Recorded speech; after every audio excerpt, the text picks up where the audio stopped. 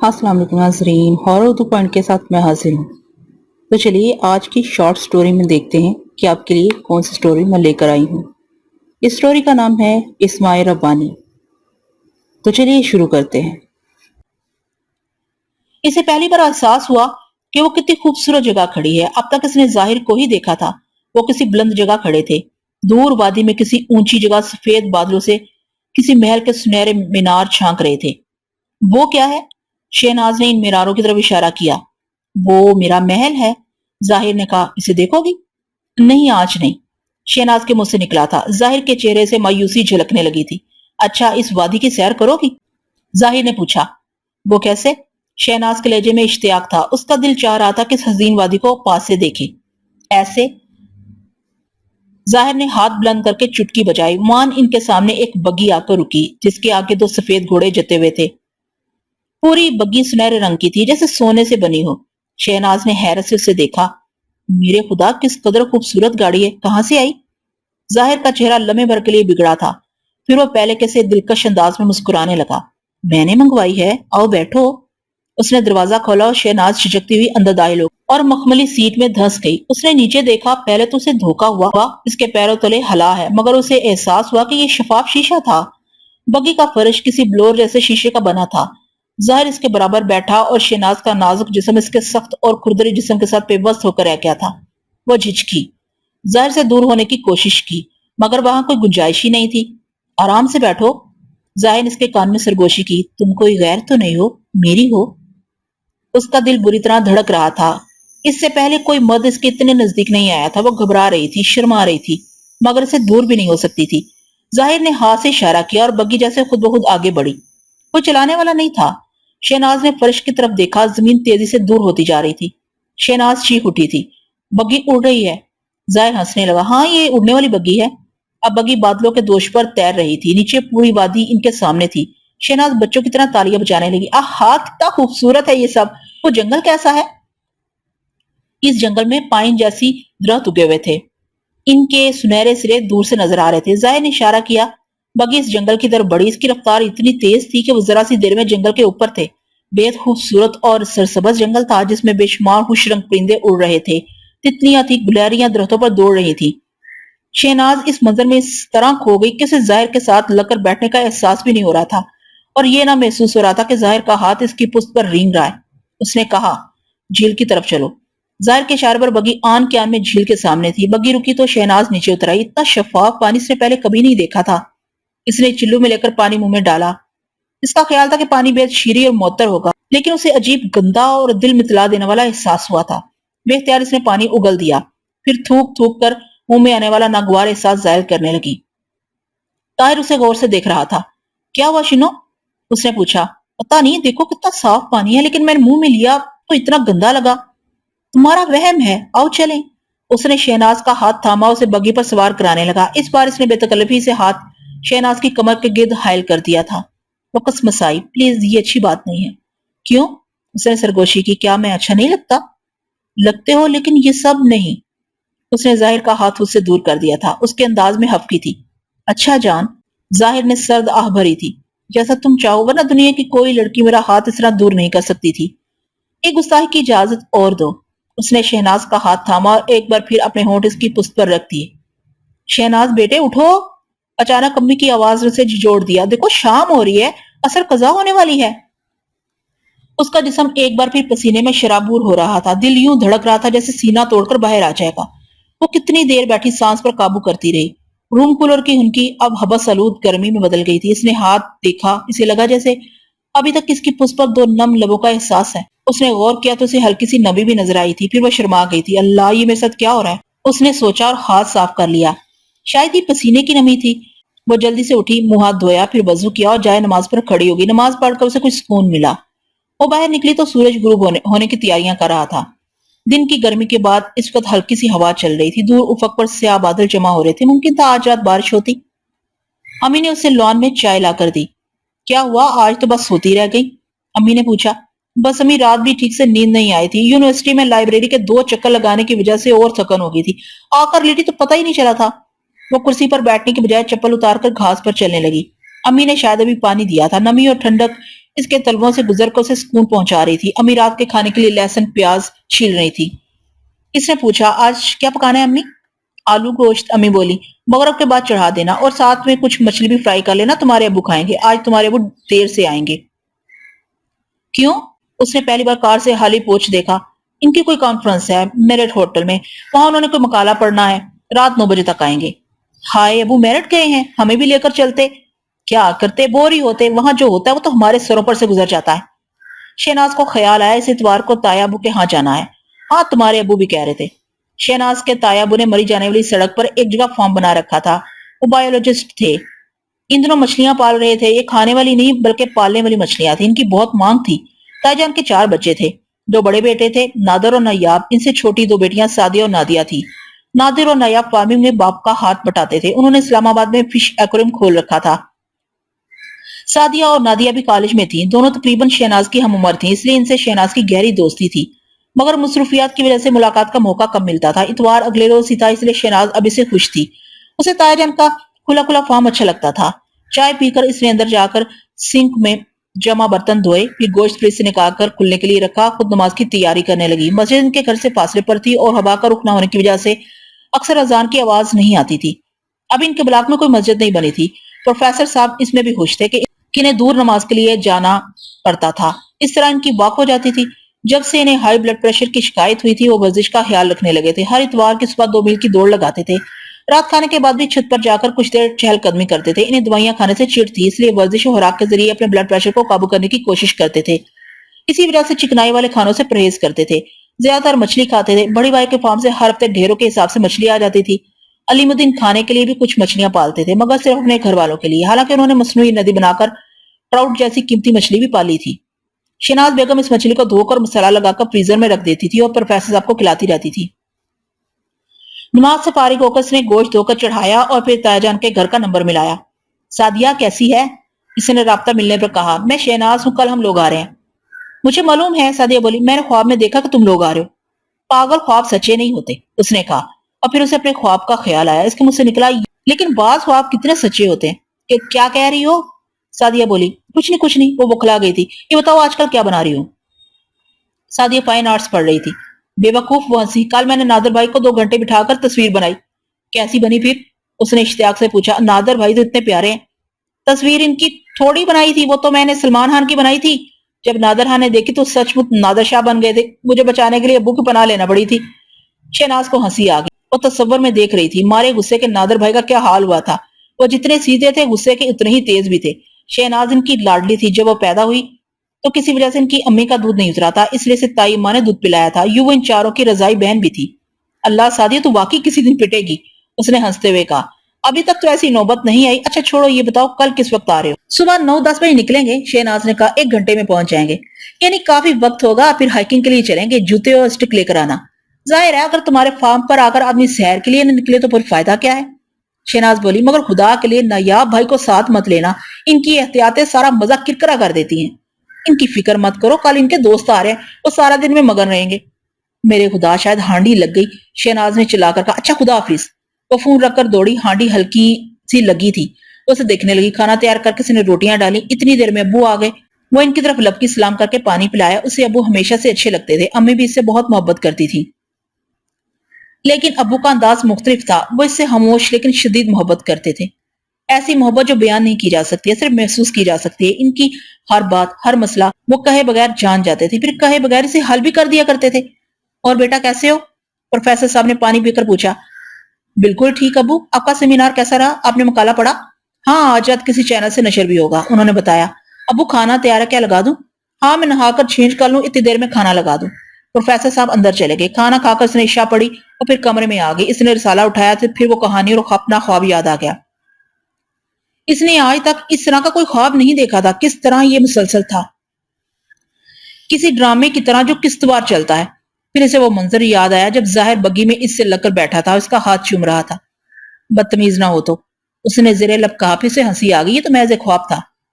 نہیں، میں خواب نہیں ہوں۔ اس کے کانوں میں ظاہر کی آواز گونجی، اس کے ہاتھ سے رسالہ گر گیا تھا۔ اس نے پریشان ہو کر ادھر ادھر دیکھا، مگر سوائے اس کے وہاں کوئی نہیں تھا۔ میں نے اپنے کانوں سے اس کی صاف آواز سنی ہے، اس نے خود سے کہا۔ پھر ڈر کر وہ امی ابو کے کمرے میں چلی آئی۔ پروفیسر صاحب ایک کتاب پڑھ رہے تھے اور مہناز بیگم آنے والی سردیوں کے لیے پروفیسر صاحب کا سویٹر بن رہی تھی۔ وہ ابو کے ساتھ لیٹ گئی۔ کیا ہوا بیٹے؟ انہوں نے کتاب سے نظریں ہٹا کر کہا، ابو مجھے ڈر لگ رہا ہے، اس نے کہا اور سرک کر باپ کے سینے پر سر رکھ دیا تھا۔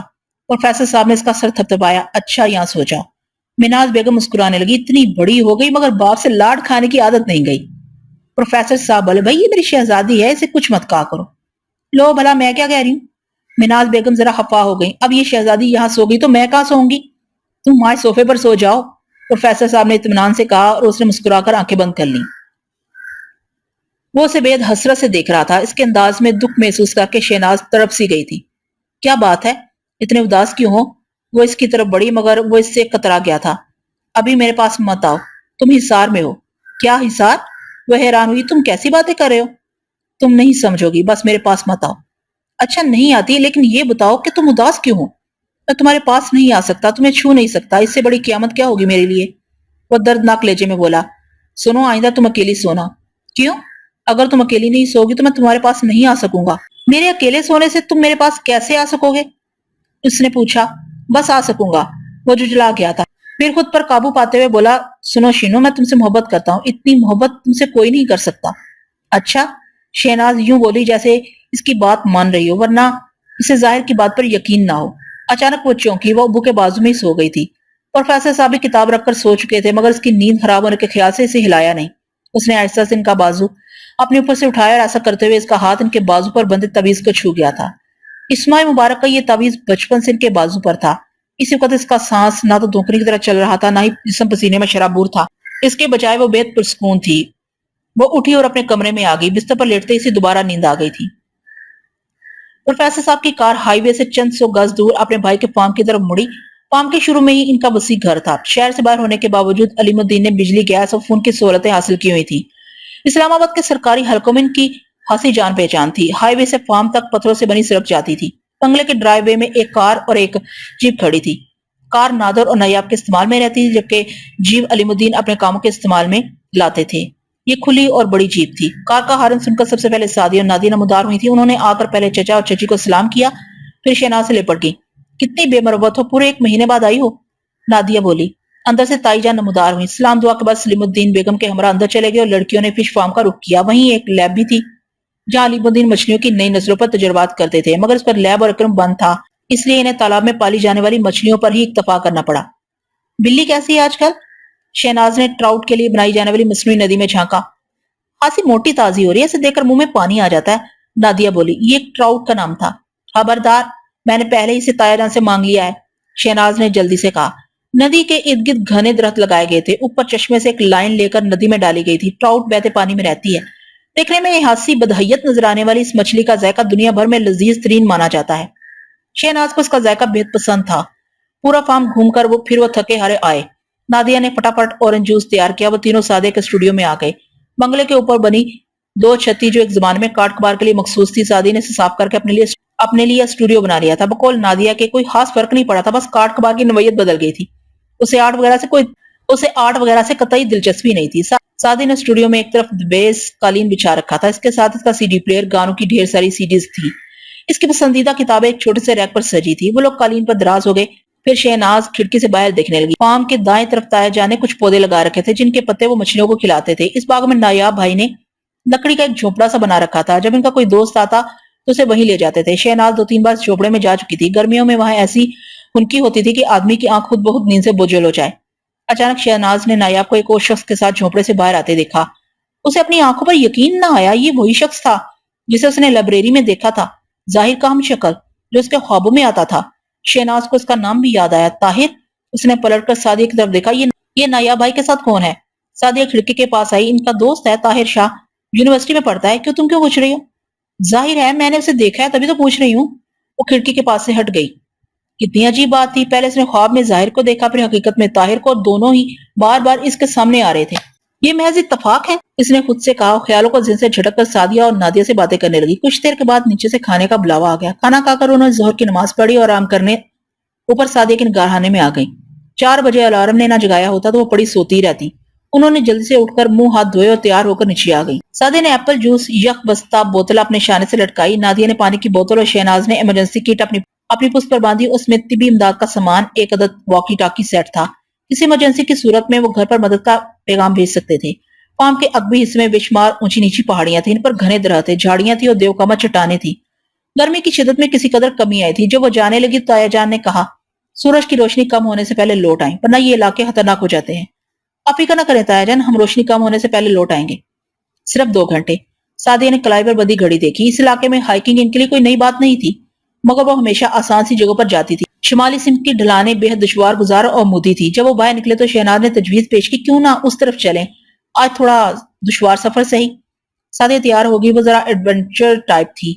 نادیہ محتاط تھی لیکن ان دونوں کو تیار دے کر مان گئی۔ انہوں نے ندی عبور کی۔ اس کے بعد فارم کی آخری حد تھی، تقریباً 200 گز تک جھاڑیاں تھیں، جن کے بعد ڈھلان شروع ہو جاتی۔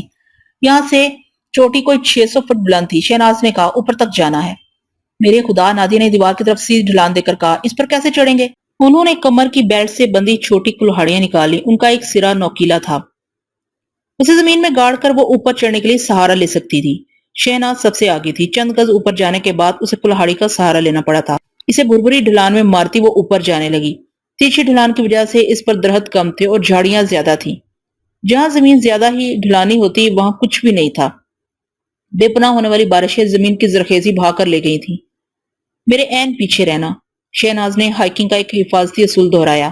اگر ہائیکنگ کرنے والے افراد ایک رسی سے منسلک نہ ہوں تو انہیں ایک دوسرے سے محفوظ فاصلے پر رہنا چاہیے، تاکہ اگر ایک گرنے لگے تو دوسرے اس کی زد میں نہ آئے۔ جینز اور ٹی شرٹ کے باوجود انہیں شدت کی گرمی لگ رہی تھی۔ ہوا بالکل بند تھی۔ 1 گھنٹے کی محنت کے بعد وہ چوٹی تک پہنچنے میں کامیاب رہیں، لیکن تینوں کی حالت بری ہو رہی تھی۔ اس سے پہلے انہوں نے کبھی اتنی مشکل ہائیکنگ نہیں کی تھی۔ آج تو مر گئے، نادیہ نے کراہ کر کہا۔ وہ تینوں چوٹی پر اگے ایک درخت تلے سستا رہی تھی۔ نصف پانی اور جوس وہ راستے میں ختم کر چکی تھی۔ آج تو گرمی بہت ہے، سعدیہ بولی، اور خدا کے لیے نادیہ سارا پانی یہاں مت ختم کر دینا، ابھی نیچے بھی جانا ہے۔ میرا خیال ہے ذرا سورج جھک جائے تب چلیں گے، ابھی تو اس کی شدت زیادہ ہے، شہناز نے کہا۔ میرے لیے تو ہیلی کاپٹر منگوا دو، نادیہ نے کہا، اور اب میں نیچے نہیں جا سکتی۔ بکو مت، کیا بھائیوں سے مذاق اڑوانا ہے؟ وہ پہلے ہی کہتے ہیں ہائیکنگ ہمارے بس کی بات نہیں ہے۔ سائے اور بلندی کی ہنکی نے ان کی حالت جلد بہتر بنا دی تھی۔ 5:30 بجے تک سورج کی شعاؤں میں کمی آ گئی تھی۔ وہ نیچے جانے کے لیے تیار ہو گئی۔ اب اس راستے سے اتریں گے، شہناز نے ایک دوسرے راستے کی طرف اشارہ کیا۔ وہاں جھاڑیاں تھیں جنہیں پکڑ کر نیچے اترنا آسان تھا۔ اترائی ہمیشہ چڑھائی کی نسبت زیادہ مشکل ہوتی ہے۔ جھاڑیاں ان کی مدد کرتی، لیکن شہناز نے ایک چیز نہیں دیکھی تھی، یہ ڈھلان زیادہ ترچھی تھی۔ اس میں بعض حصے تو ایسے آئے تھے جو بالکل سیدھے تھے، 90 درجے کے زاویے پر۔ اس ڈھلان میں ذرا آگے ایک کٹاؤ تھا اور یہاں سے تقریباً 100 فٹ کی گہرائی تھی۔ شہناز نے جو راستہ منتخب کیا تھا وہ اس کٹاؤ کے پاس سے گزرتا تھا۔ یہ راستہ خطرناک ہے، نادیہ نے تشویش سے کہا۔ تمہیں گھر میں آرام سے بیٹھنا چاہیے تھا، شہناز بنا کر بولی۔ ہمارے ساتھ آنے کی کیا ضرورت تھی؟ شروع میں تو اترائی آسان رہی تھی، لیکن جب ڈھلان تقریباً سیدھی ہونے لگی تو انہیں بہت احتیاط سے کام لینا پڑ رہا تھا۔ اس وقت شہناز کو اپنی غلطی کا احساس ہوا تھا، مگر واپسی مشکل تھی۔ وہ تقریباً 30 گز نیچے آ چکے تھے۔ اس قسم کی ڈھلان پر اوپر چڑھنا بے حد محنت طلب کام تھا۔ اس کی ہمت ان دنوں میں نہیں تھی۔ نیچے نایاب اور طاہر فارم کی سیر کر رہے تھے۔ جب ان کی نظر اوپر سے آتی لڑکیوں پر پڑی، نایاب پریشان ہو گیا۔ میرے خدا، یہ کیا حماقت ہے؟ کیا ہوا؟ طاہر نے پوچھا۔ یہ تینوں غلط راستے سے نیچے آ رہی ہیں۔ اس طرف ڈھلان بے حد خطرناک ہے، ذرا سا پاؤں بہکا اور آدمی پھر نیچے آ کر ہی رکتا ہے۔ پچھلے ماہ ایک لکڑیاں کاٹنے والا شخص نیچے گر گیا تھا، بس مرتے مرتے بچا تھا۔ آؤ میرے ساتھ۔ وہ ڈھلان کی طرف بڑھے۔ شہناز نے نیچے اترتے اترتے رک کر دیکھا، ایک تقریباً 4 گز کے ٹکڑے میں ایسی کوئی جھاڑی یا پتھر نہیں تھا جس کا وہ سہارا لے سکتے۔ البتہ مٹی نرم تھی، اس میں آسانی سے کلہاڑی جمائی جا سکتی تھی۔ پھر اسے رسی کا خیال آیا۔ اس نے کلپ والی رسی نکال کر اوپر ایک جھاڑی میں باندھی اور ان دونوں سے کہا، باری باری اس سے ہی حصہ بور کرو، پھر میں آتی ہوں۔ نادیہ اور سعدیہ رسی سے پکڑ کر اس حصے سے اتر گئیں۔ اس کے بعد اس نے رسی کھول کر کمر سے لٹکائی اور پھر خود کلہاڑی کی مدد سے نیچے اترنے لگی۔ اس نے کچے حصے پر کلہاڑی ماری تو اس کی نوک آسانی سے مٹی میں گھس گئی۔ مجھے محتاط رہنا ہوگا، اس نے سوچا۔ اس جگہ مٹی بہت نرم تھی۔ اس نے احتیاط سے کیلوں والے جوتے مٹی میں جمائے، پھر دوسری جگہ کلہاڑی ماری اور اس پر زور دے کر نیچے اترنے لگی کہ کلہاڑی والی جگہ سے مٹی نے ساتھ چھوڑ دیا۔ اس کا توازن خراب ہوا تو اسے احساس ہوا کہ وہ گر رہی ہے۔ اس کے عین نیچے سعدیہ اور نادیہ تھی۔ وہ گرتی تو وہ دونوں بھی اس کی لپیٹ میں آ جاتی۔ اس نے خود کو بائیں طرف کیا اور اپنی مہلک غلطی کا احساس اس وقت ہوا جب وہ کٹاؤ کی طرف جانے لگی، مگر اس نے اپنے حواس بحال رکھے۔ ایک ہاتھ میں کلہاڑی تھی اور دوسرے ہاتھ سے وہ سہارا تلاش کرنے کی کوشش کر رہی تھی۔ اس کے ہاتھ میں کئی بار جھاڑیاں آئیں، مگر نیچے گرنے کی رفتار اتنی تھی کہ وہ سنبھل نہ سکی۔ کٹاؤ قریب آ رہا تھا۔ اس سے گرنے کا مطلب تھا کہ اس کی موت۔ وہ خود کو بچانے کی بھرپور کوشش کر رہی تھی۔ سعدیہ اور نادیہ دم بخود اسے گرتا دیکھ رہی تھی۔ جب کٹاؤ بالکل پاس آ گیا تو اس نے ایک آخری کوشش کی، کلہاڑی پوری قوت سے چلائی۔ اسے نہیں معلوم کہ کلہاڑی کہاں لگی، مگر اس کے جسم کو ایک زبردست جھٹکا لگا تھا۔ اس نے خود کو ہوا میں معلق پایا، وہ کلہاڑی کے سہارے ہوا میں لٹک رہی تھی اور اس کے قدموں کے نیچے 100 فٹ نیچے زمین تھی۔ اس نے اوپر دیکھا، کلہاڑی ایک چٹان کے اوپری حصے میں اس طرح پھنس گئی تھی کہ اس کے نکل جانے کا کوئی امکان نہیں تھا۔ اگر اس کے ہاتھ سے کلہاڑی کا دستہ نہ نکل جاتا